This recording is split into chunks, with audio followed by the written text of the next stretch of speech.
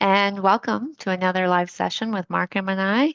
Today, we are going to follow up on one of our top stories this week about the Imperial Oil layoffs. Um, so, thanks for joining us. And Markham, I think I'll turn it over to you to kick it off. Yes. And you know what? Everybody's sick and tired of talking about the Imperial Oil layoffs. I get that, right? I mean, it's 900 jobs that were lost. That's 900, families that are going to have maybe a hard time making ends meet, paying the mortgage, whatever. Our heart goes out to them. But here's the key point, and this is why we're doing a live session in addition to the story we did the other day. And that is, this is not a one-off. That's the key here. That over the last 25 years, there's been an introduction into the business space of digital technologies. And it started out, I went to trusty Chat GPT and just asked, give me a list of these digital technologies. And basically, I got back 5 phases. So phase one, early digitalization, 2000 to early 2010s. And we're talking about basic automation kind of stuff. If you've ever been in the oil and gas industry, you've heard about SCADA, which links see if I get this right, because I used to know this stuff back when I was in the industry. It basically takes the data from the well and translate it so that you can send it off to a remote location. So, Mhm. and then back in 2003, 2005, when I knew this stuff, it was pretty primitive. I saw some of the early software, and it was very early stage, but that was the start of it. And then you get into the cloud and connectivity, sort of the mid 2010s, 15 years ago. And then 5, 6 years ago, 7 years ago, AI and machine learning, remote operations. Right. And now, then we get into phase four with the scaling and integration of all of that. And this is really the key because if you read the press release from Imperial Oil, it's exactly what it said. Is ExxonMobil, I mean, it's one of the world's largest oil companies, and what they did is they have created these global centers, the data center technology centers, and they're scaling them up and they're integrating all of their operations around the world into these various centers. And so I assume that I don't think it mentioned it in the press release, but ExxonMobil is based in Houston, so good chance that that's where the work would go is down into one of these global centers. And so this was technical work, it was data work, data crunching, AI work, that kind of stuff. Well, Hmm. all of that can be done at a lower cost and more efficiently in one of these big centers. But that's only one example. Hmm. There's all kinds of other examples that we can talk about that illustrate this point. And when I was writing my book, The New Alberta Advantage, Technology and Policy, and the Future of the Oil Sands, and this was in 2018, I interviewed the head of IT for Husky Energy. And if you don't remember them, they merged with Cenovus about 5, 6 years ago. So, and this, young guy, very much a digital native, and he said AI will be to the back office, the head offices, all that work that gets done by clerks and what have you. He says it'll be like Excel was in the 1990s. It'll like revolutionize the way people handle data and the way they do their Right. workflow, all of that kind of stuff. And it took a while. We're just where it took a while for AI to really catch on and accelerate, but now the adoption rates have accelerated big Huge. time. Hmm. Yeah, and he said, imagine this. He said, all the filing clerks that we have filing paper will now that all the data is digital. He said, AI will handle all that. AI will just file it away and drive someplace on servers, and you won't need all those clerks. Yeah. The legal department that every big oil company has, instead of having juniors or paralegals that are going to the law library and preparing briefs and so on, you just get AI to do it. Yep. All the law books are digitalized and you just get AI to do it. Yep. Well, take those examples and multiply them by dozens and hundreds of times all throughout a big company's operations, like Imperial, and that's what's happening. That's what happened in this particular case. And they were very clear about why they did it. And this is another important thing. Okay, so first of all, point number one, this has been going on for a while and it's accelerating. It's only going to get worse, right? Yep. That's the first point. The second point is all oil companies around the world, particularly like publicly owned companies like the ones in Alberta, uh, they are being pushed hard by investors to increase returns. Because what happened is over the last decade, and Ed Hurst, energy economist, University of Houston, he said this many times, the return to oil and gas, or return to oil and gas investors has been lower than other sectors like tech. Right. And so investors are tired of it, and now they're demanding of saying, we want higher returns. You cut your costs, you raise your revenue, and then you give us higher dividends, and you accelerate share buybacks, which means you prop up the price of the stock. Yeah. And that's exactly what they've been doing. Exactly. And so those two pressures from investors uh, and from this new wave of technology is going to create more job loss. Now, because ExxonMobil owned 70% of Imperial Oil, and there's the other companies are not owned like that. They don't have a big super major parent. But that doesn't mean that the exact same pressures On. won't be applied to those companies. Right. And they will be looking around, where can we apply this AI tool? Where can we apply this drone? Where can we do remote sensing so we don't have to have people out driving around? Like 20 Yep. years ago, if you had a field of wells, okay, you had an oil field and you had a bunch of wells on them, you had somebody called a pumper who drove around all the time to make sure that those wells were not leaking, they were still running, there weren't any problems with them. Yep. Well, now that we have remote sensing operations, you could have sensors inside the well and outside the well. You can have cameras. I mean, you get all kinds of data, and then it all goes shipped off, up to the cloud and then off to Calgary into his head office, or in the case of, Imperial down to Houston, and then it all gets done that way, and then you don't need the people. You don't need a truck. You don't need the person for whom you're paying a lot of money because this technology now is dirt cheap, right? Yeah. So there are huge savings to be had here. And now that the companies are under pressure from investors, coupled with falling oil prices, that's a really key one. So that means they're even if they have low break evens, so the cost to produce a barrel of oil is maybe $25 or $30 when prices are up at 62 or 65, but they're down from 80 or 85. And that means a loss of revenue, and that means fewer returns for investors. Right. So what you can imagine here, folks, is that these companies are under a lot of pressure to get their costs down as far as they can and raise their revenue. And so as these new technologies continue to roll out, they're going to adopt them. That's just you can count on it. Yeah. Now, I'm rambling here. Forgive me. This is very complicated and involved. So I'm going to make one more point, MC, and then I'll turn it back to you. Okay. Then there's a next phase of this technology coming, the late 2020s and early 2030s. Generative AI, so natural language systems assisting in engineering, design, operational troubleshooting. So the technology is getting more and more sophisticated, I guess is the point. Yep. And there's no point, like some of this stuff, digital twins. I mean, that's too deep in the weeds for our purposes. But they're going to be they're talking about like a head office will have an entire digital ecosystem, and the AI will basically, learn your job and then put you out of work. Is how it'd be one of the ways that Yeah. this will work.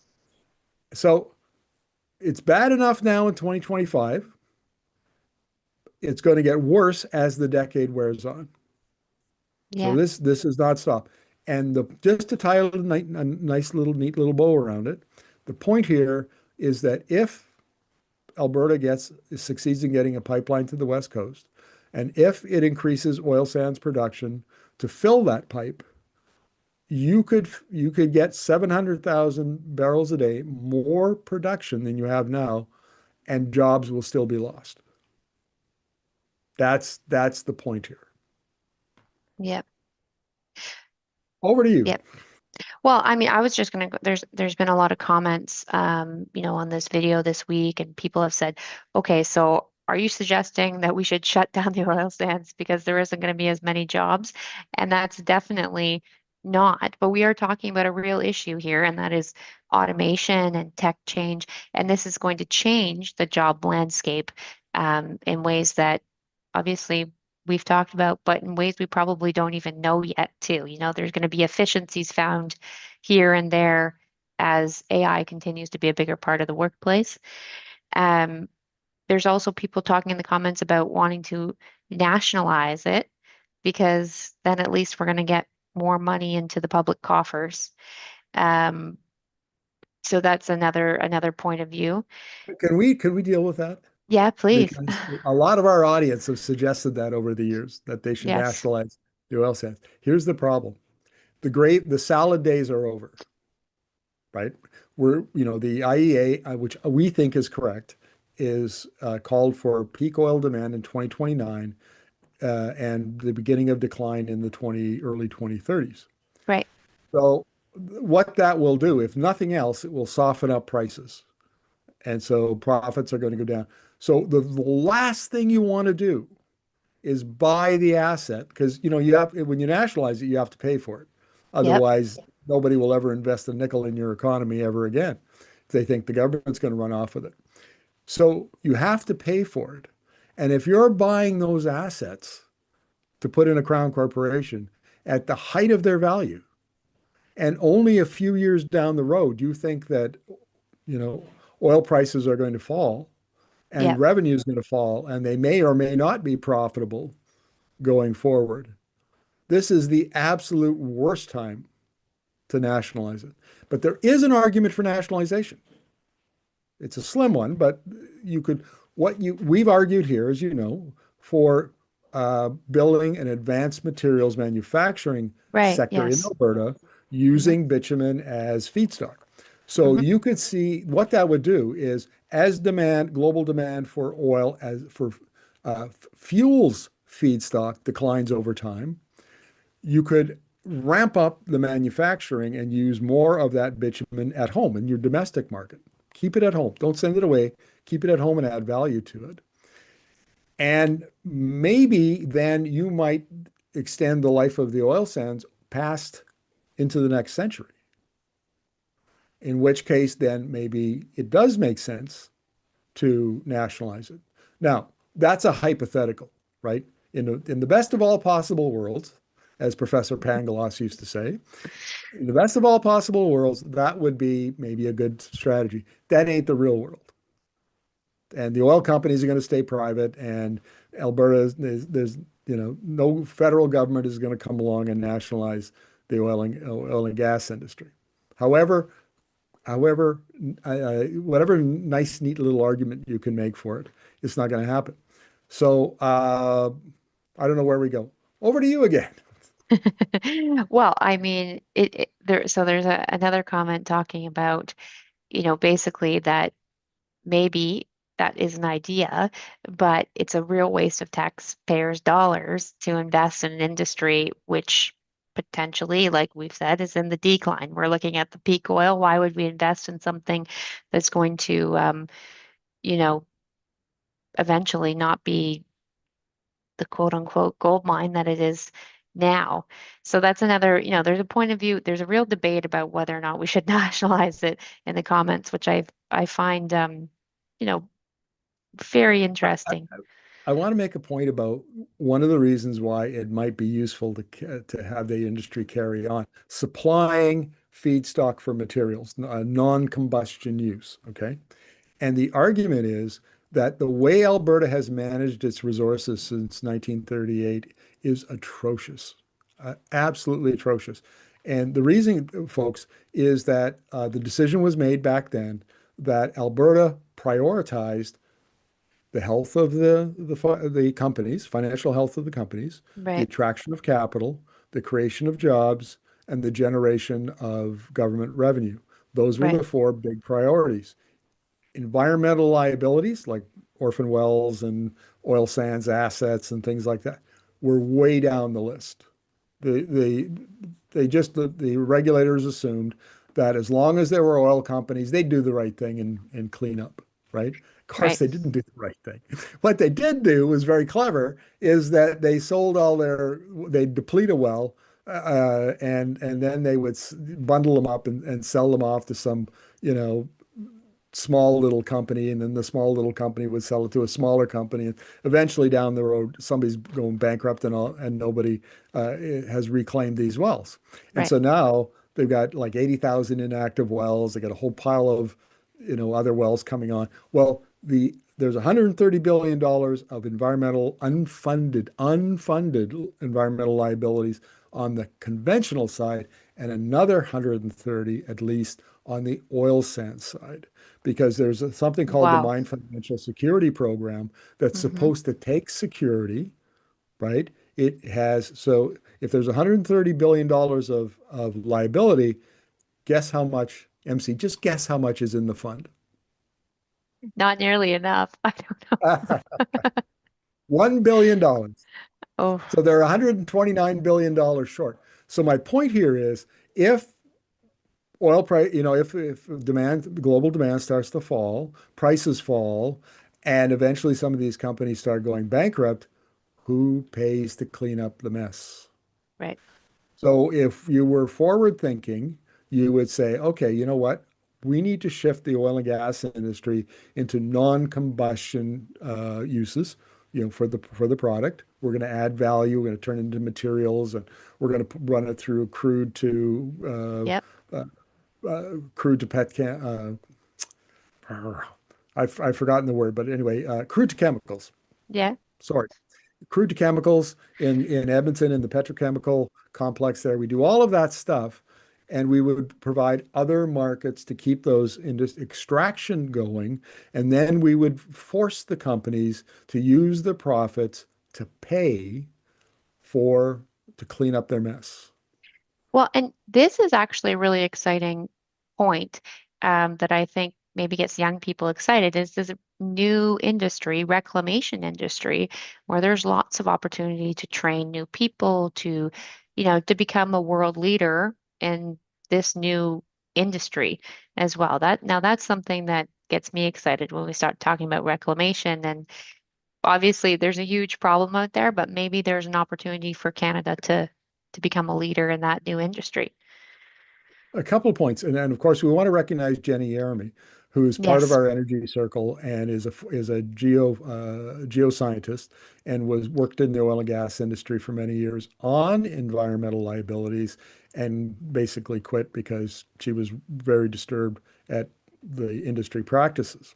And right. she raises this all the time. How would we get the industry to pay to clean up? It's a big problem. That's number one. But the other point I wanted to make is we are not alone.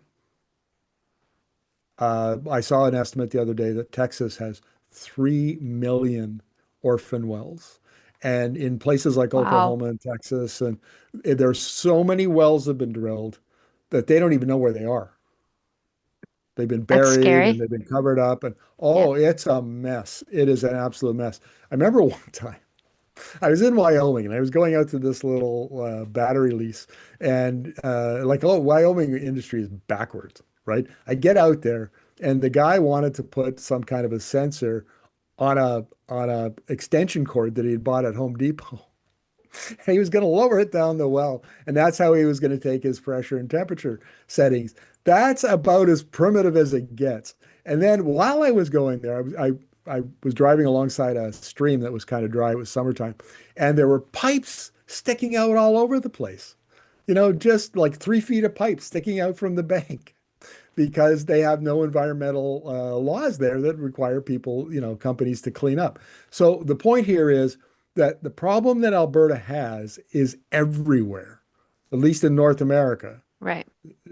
because everybody prioritized profits over cleanup. Because the only way this works is when you drill a well, you put security, maybe it's a bond, maybe it's insurance, whatever it is, maybe cash, but you put it in a fund so that when that well is needs to be reclaimed, the money's there to do it. Right. That's really important. They chose not to do it. They chose to try to get the money at the end of the well's life. Well, the well's not making any money. And so the Yeah. company doesn't want to pay to clean it up. And so they get out of their obligations. And now we have a horrible mess. So if we Yeah. don't keep the industry going for in some way, taxpayers are going to wind up paying. And by the way, the mature asset strategy, which Danielle Smith, if you remember R Star, which everybody hated, well, the mature asset strategy is just R Star and another suit of clothes. That's it. So the government is already preparing to use your tax dollars to clean up the industry's old wells, all their old crappy wells, the orphan wells. Yeah.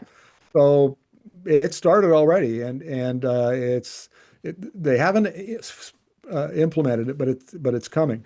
So there's a very good reason to keep the industry going as long as we can, pivot it to non-combustion uses, and clean up the mess. My God, Yeah. yeah, it's Well, terrible. another theme that's come out, and I'm going to read a comment here from Rolly BCA. Uh, he said, I would appreciate viewing a video on a deep dive into the net benefits of the oil sands expansion pipeline projects for the average Canadian. So basically, he's asking you to do the math here. He wants to know, what is the potential? What's the ROI? Why are we not talking about this? And here at Energy Media, we have done videos where we've talked about a little bit about this and about the risk, So what is the mandate? What would be best for the average Canadian? That data is actually available. Oh, I've seen it, and Canadian Association of Petroleum Producers, which is the big industry lobbying group, hmm. for years now has been doing economic impact analysis. So, what's the impact of the industry as a whole on Canada, on the Canadian Yeah, economy? What is it in each province? It's broken down by province. Now, I don't know enough to quibble with their methodology. I mean, obviously, they're going to put the best spin on this that they can. But they're and a little bit of nerdy modeling stuff for you. There are three kinds of effects here. So there's the direct, where you spend a dollar and it goes over. And then there's the indirect, where that person you just gave the dollar to spends that dollar. And then there's the induced effect, where the two of you go for coffee and you give business to the local restaurant. That's called an induced effect. And all three of them together are the economic impact of the industry spending on the economy. So it right. looks it's big. Like, Yeah, let's not kid ourselves, folks. The oil industry, I know it only is 5% of GDP or whatever, but that's a lot. And yes. there are a lot of jobs supported in Canada. And I don't quibble with the industry when it says, "Oh, we create so many jobs, we support so many businesses." Yes, you do. But, you know, you're poisoning the environment and you're polluting the skies while you're doing it, and that's not sustainable. And your customers are going to be going electric in a little while, yada yada yada. So we'll try to do that actually. If we've got a viewer who obviously is interested in it, ma'am, see if you can make a note. I'll try to track that down next week and see if we can't do, because there's lots of graphics where they produce and they show all the data, and we'll do a video on that. That's no problem. Yeah. I mean, another thing that's happened, people have been commenting is, the reaction from EB and all of the other premiers, they've said not once has Tom Hodgson said this is a RH Photo Canadian. He's saying not once has Tom Hodgson said the Liberals are going to build a new pipeline to the coast. Um, Actually, they've said no new pipelines. Even David Eby from BC has said no to new pipelines. So, what's happening Uh, here? our viewer needs to read more of Tim Hodgson's comments because I've seen enough, I read enough, I've seen enough speeches, read enough of his speeches that if you need somebody to say, we are going to build a pipeline, nobody said that. But they've said everything that suggests that. It suggests it, yeah. Right? I Infers it. mean, yeah, he's implying it very, very heavily. And everybody I talk to, like in the industry, everybody is expecting to have that. And stop thinking that Carney is playing 3D chess here, folks, because Yeah, he's not. The issue is a couple, but the one big one is that he needs tens, if not hundreds of billions of dollars to implement his economic strategy. You don't, build copper mines, you don't renovate ports, you don't do LNG plants, you don't do any of that stuff without a lot of private capital. And yeah, he has said, and it's been, the oil and gas industry has been the biggest carrier of this message. Canada is broken. Canada can't build anything anymore, right? And it's to the point now where I think investors actually do believe that. Too much regulation, too much indigenous right. consultation, and all that kind of stuff. So Carney needs a win. Imagine if if Smith comes forward with this proposal that she launched yesterday, and Carney says, no, we're not going to make it a project of national interest. And investors go, oh, you're not going to build a pipeline? Hmm, maybe I don't want to invest my capital here. Maybe I'll go someplace else. Somewhere else, yeah. So he needs, because oil and gas has become a symbol of Canada can't build anymore. Smith and the industry have complained for so long that Yeah, it's yeah. now that's the way people think. And Ingrained. it's a symbol. And I think personally, he has to do it. He's painted himself into a corner. Tim Yeah, Hodgson, oh my God, is he not the biggest oil and gas bull on the planet? He could work for Cap and kind of did in a way because he's the former CEO of Goldman Sachs yeah, in Canada, right? And so he is deeply integrated into the Canadian, the corporate Canada, Bay Street. That's Tim Hodgson. And he sat on the board of oil sands company Meg Energy, which just got bought by Cenovus. And he mm-hmm, sat on other natural resource company boards. I mean, he's a bull, not a bear. He's a bull and a yeah. big one. And so, they are Tim Hodgson and Mark Carney want a pipeline for Alberta. Now, can they deliver? Maybe not. And by the way, what David Eby says doesn't make a damn. Nobody cares. Literally. Yeah. John Horgan, when he came in 2017, said, we're not going to have a Trans Mountain expansion pipeline in BC. How'd that work out for BC? It went into service Not very well. last year. Yeah, City of exactly. Burnaby. I Yeah. can't remember the name of the mayor in the city of Burnaby, but he was the leading light for a couple of years opposing Trans Mountain expansion. Lost every court case, lost every appeal, everything. You never wanted because the constitutional responsibility for works, that's what's called in the Constitution, that cross the provincial border belongs to the federal government exclusively. Right. So when the federal government says we're building a pipeline to the West Coast from Alberta, We're building a buckle up. pipeline. We're building a pipeline. And that's the TMX proved that, and nothing has changed since. And First Nations do not have a veto. And I'm not being nasty. I mean, I wish they did. I mean, the UNDRIP and all those principles, but I'm Yeah. telling you the way it is. And when this issue rose in 2018, 2019, there was a lot of discussion about it. And First Nation said, we want a veto. A veto is consistent with UNDRIP, and if you're committed to UNDRIP, then you need to give us one. And Trudeau said, nope, sorry, I'm not giving you one. Yeah. You don't get any veto on any resource project in Canada. So I want to give a shout out right now to Patricia Etheridge, who's been really active in the comments. Welcome to Patrick Brown, and Card Craze Froggy is back again from yesterday. Now, Good to Patricia see you has again. Patricia has a great question here, Markham. She says, Markham, do you know of any companies that are interested in manufacturing things like carbon fiber in Canada? If that does become a possibility, are there companies that are stepping up, or would that have to be like a low heat situation where we would see a crown corporation? That's a great question. I actually have an answer for you. A Oh, couple great. years ago, I wrote a piece for Alberta Views and was about this issue.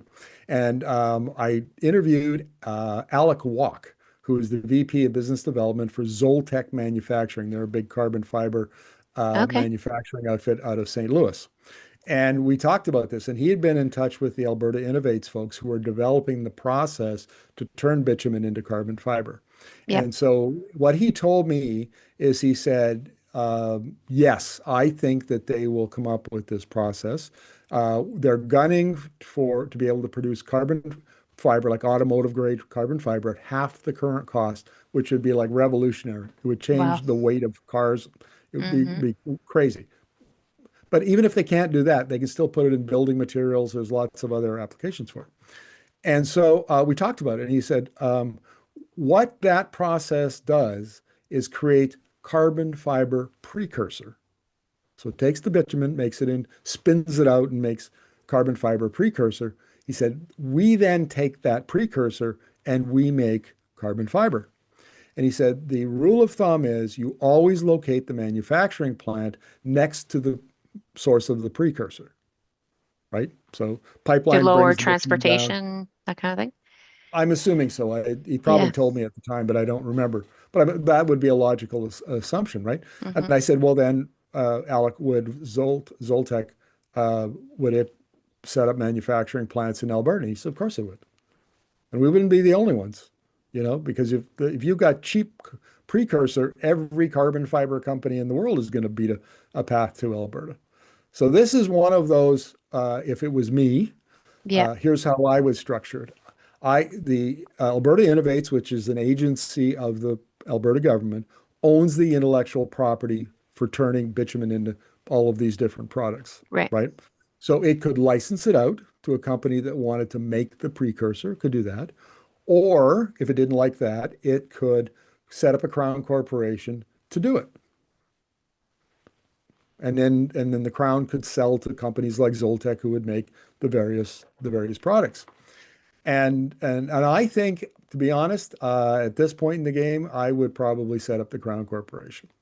Right. I Yeah. think what did Lahi said? Lahi said, think like a shareholder, think like an owner. Yeah. And if the numbers, if the business case for the Crown Corporation making the precursor, if the numbers are good, and we already own the IP, then why not maximize the value for the people of Alberta and the jobs created and the supply chains created and all of that sort of thing. Right. It's a huge opportunity because materials is where it's going as fuel demand or demand for feedstock for fuels begins to decline. Right. Have we got any other questions? This is kind of fun. I enjoy this. Yeah. I'm actually just searching for one right now. We've got Jackie Ramon, who has just joined us, Justin Bourgeois. We've got, about 45 people online right now between Facebook and YouTube, so that's great. Um, Thanks for joining us. yeah, it's great to have so many people out interested in this conversation. I mean, there's And lots of, we should say, folks, sorry to interrupt. no, Um, we didn't promote this very well. It was supposed to go yesterday, and then it got preempted by Danielle Smith's press conference around the pipeline. So we bumped it over to today, and we were so busy. This is my seventh Zoom meeting, and I've just been on Zoom all day doing interviews and meetings and what have you. We just haven't had time to promote it. So we appreciate the 45 folks who did show up. But in the future, we will get better at this, and we will promote it better. Well, and I want to say, if people do have, topics that they really want us to talk about, please send me a message and Markham and I can go through that. We do read the comments quite a bit. Obviously, this the loss of jobs, this really got a lot of people talking in the comments this week and who's to blame. And, we see a lot of people blaming Carney. We see people blaming, the Alberta government. So, and I think the topic around AI, so I mean, a lot of people have been saying, okay, AI has been around for a long time, tech change has been happening, and the decline in jobs has been steady in the oil sands for a long time. So what do we do about that? Where are we going to go next? And I mean, that's just something that we've talked about several times, Markham. It's just the decline has been steady for a while. It's funny. Before Danielle Smith became premier, I moderated a panel in which she was on, and we got chatting about this. Hmm. And she's a mile wide and an inch deep, maybe a millimeter deep. She's not very deep. And she picked up this idea that carbon fiber might be a good idea. And she goes, "Oh well, you know what? If demand starts falling, well, we'll just make carbon fiber." Okay, I wish wave your pixie dust and we're just going to create a carbon fiber. I mean, Yeah. you need to be a little more strategic than that, folks. So I have problems with Danielle Smith and her energy policy. But as it turns out, I have problems with Tim Hodgson and his energy policy. So, there you go. Hey, I have a question though for our viewers. I have a question for our Yeah. viewers. One of the things I have to do, that's not true. I like doing it, to be honest. We get a lot of reports in from various organizations, the International Energy Agency and different consulting groups and what have you. It's a lot. But you know what? There's some really cool data in there. Really cool. Hmm. And one of the things I've always thought, I never get around to doing it as a video, but we could maybe do it as a live. We get maybe three, four, five graphs, and here's the data. Look at the trends. It's really cool. Look how things are accelerating, that kind of stuff, and then have a conversation through the comments with the viewers, Right. and that would give you a better sort of insight into what's going on globally. We could do it nationally because there are always, national reports that are being uh, created as well. So I don't know. I'll just throw it out there. Anybody, if you hit the right button, tell us that you like it, or maybe you don't like it, whatever. If there's enough demand, we'll do it. Let's put it that way. Well, okay, so I just want to read out this comment from Brad Foster over on Facebook. He just said Alberta would have hundreds more jobs if the government would insist on the oil and gas companies to clean up their wells and Alberta to implement mandatory trust for such future wells. Yes, Brad, we talked about that a bit earlier, and that whole industry is We agree. something new. Card Crazed Froggy is saying he loves the graph thing, Markham. He loves to geek out, so he'd be really into it. And Neolithic Transit Revolution is also on saying he'd also be interested in doing that. So, we've got some people to Well, we take got us two up of on it. you. Yeah. I'm sure others would join if we put one on. Well, N- we should try that, MC, just to see if enough folks show up and there's interest in it. Yeah, Give it a I shot. think. And I just want to ask one final question. I think we're going to wrap it up. Patricia's pointing out a question that we also see much in the comments, is the PMO watching these videos? How do you share this information with the politicians? She's saying, has Danielle Smith been aware of any of these potential opportunities? Markham did say, yes, she obviously knows about the carbon fiber. Um, Let me put it to you this way. Okay. I don't know Danielle Smith's not a friend of mine, but I do know her a little bit. I was on her show a couple times when she had a radio show, and we run across each other here and there. We covered her back in when she was leader of the Wild Rose Party. She knows perfectly well who I am. And she personally does not watch our videos. I am sure that's just not her bag. But there's lots and lots of people in the government who do, and lots of people, lots of political folks in Alberta who do. Fewer federally, fewer federally, but we have plans to change that. And so I would think that you're going to see. I mean, look, we're doing 3 million views a month. There's a lot of people watching these videos. Some of them are going to be from the government, and some of them are going to be consultants who deal with the government. So some of our stuff is getting through the cracks, Yeah. but we've got some plans for the next year to increase our coverage and our audience in Ontario, particularly Ottawa, and also in Victoria, which is just down the road from me. So I can get in my car and go talk to Dave. I'm just, I'm kidding. Dave and I haven't had coffee yet. But anyway, the short answer is oompa, but more coming.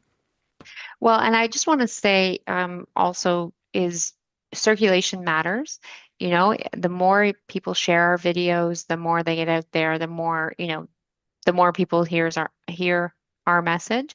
I mean, Neolithic Transit Revolution is just pointing out that he heard an interview, CBC interview with Daniel Smith recently, and she was using your exact words, Markham. So maybe there's some evidence that she is watching our Oh, videos. hang on a second. I want to hear more about it. Well, which exact words? He doesn't tell us. He said the CB she was using, but twisting your exact words is what he said. So, I Oh, mean, that's funny. maybe he can send us a message and maybe a link to the clip so that we can take a look. Um, but I think that that's it for tonight. Did you want to have the final word, Markham? Well, thank you. I guess so. I want to talk just for a couple of minutes about why our work is important because Yep. um, this happens in the US, it happens in Europe, it happens in Asia, but it doesn't happen in Canada. And that is academics or journalists who pay attention to what's going on globally and then take that information, here are the trends, here's the data, here's the technology change, here's the what business models, whatever, and then bring that back to Canada and say, how does that apply to to Canada? Is it from a national point of view and from a provincial point of view? We do Yeah. that. That's half of our stuff, half of the work we do is at the global level, half of it is then applying that to how should that inform our approach to our economy here and our policies and our policies. And so it's that unique view that's very much needed because we have advised, based on the work we do, we've advised caution because the global energy system is changing so rapidly now, right now. And that's Yes. grist for another conversation. But if you can just, uh, just believe me for this once, just it's changing very rapidly. And the decisions we're making now, the assets that we're going to build will come on stream just as those changes really start to take effect, like peak demand Right. and then down. So if you build a pipeline, assuming that you can sell 1 million barrels a day over in China and India and whatever, and you can't within a very, well, whenever, that becomes a stranded asset, and then somebody has to pay, the taxpayer will lose money because we will have taxpayer dollars in it, and we'll have to clean it up, and we'll have to clean up the mess, whatever mess they made, and Yeah. so on. So I'm all, we're almost coming at the point where somebody's got to stand up and say, who's protecting the taxpayer? Yeah. Who is calculating risk and suggesting or discussing whether or not taxpayer dollars should go into these kinds of projects just in case the worst case scenario comes to bear. Yeah. What did mom say? Yeah. Hope for the best, plan for the worst. And there are now worst case scenarios where our tax dollars would be at risk. And I think we should be a little more cautious in what we do and a little more creative in alternatives, by the way. Well, and actually, one of our viewers, John Smith, he's saying here that, part of the major projects proposals should be that you have to have a break-even point. You have to show, based on how this project is going to, break even, make money, there should be some type of projection. I think that's an interesting point. I've been in business most of my career, and a couple of times I've had to sit across from uh, bank loan officers, Right. and I came in with my business plan, and I had to defend it. and they would ask questions like, "Okay, Markham, you're showing growth in your revenue over yada yada, and what are your assumptions? How can give us a good explanation of what those assumptions are?"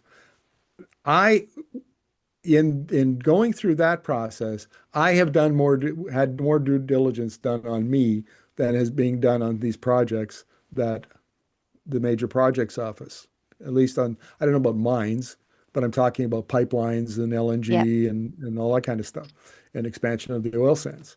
And if public dollars are going to be invested, because and they will be spent, you can be sure of that, then we deserve to have the numbers. Show me the math. Yeah. You should see the Absolutely. math, Yep. and because we don't want to, I have to tell another story, okay? Sorry, MC, I bear with me. So in 2018, Eric Denham, he was the Deputy Minister of Climate under Notley. And he and Notley went off to, Rachel Notley, NDP Premier, went off to New York to Wall Street to talk to the big investment banks because there Hmm. was some question about investment in the oil sands. And they get to a vice president in one of the biggest private investment banks, sort of a JP Chase or something like that. And he says to them, my investors don't want to invest in the Alberta oil sands. The tar sands campaign has tarnished your reputation, and So investors just badly. are, nope, nope, don't want to be, I'll invest someplace else.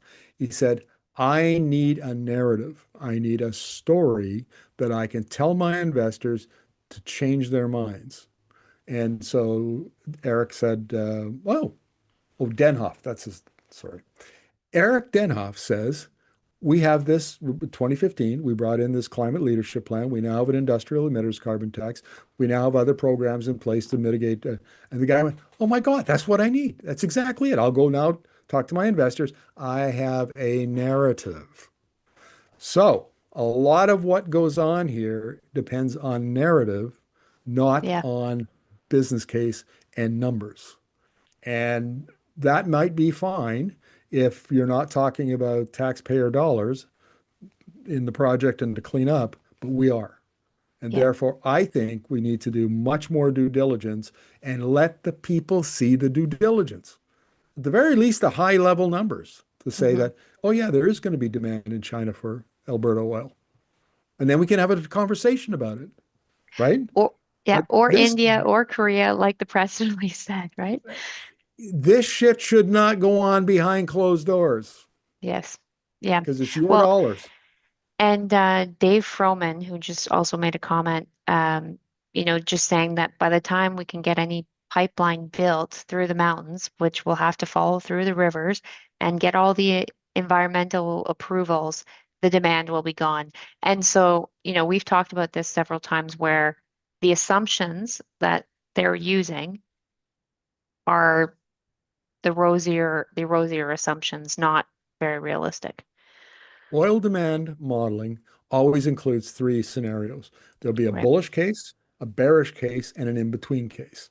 And I emailed both the Natural Resources Canada, Minister Hodgson's department, and I emailed Adrian Dix, the Minister of Energy's department, and I said, your minister is, very bullish on this. He's making all of these very positive statements in public. What modeling scenarios is he relying upon to base his statements? Right. Like, where's the beef? And they all came back.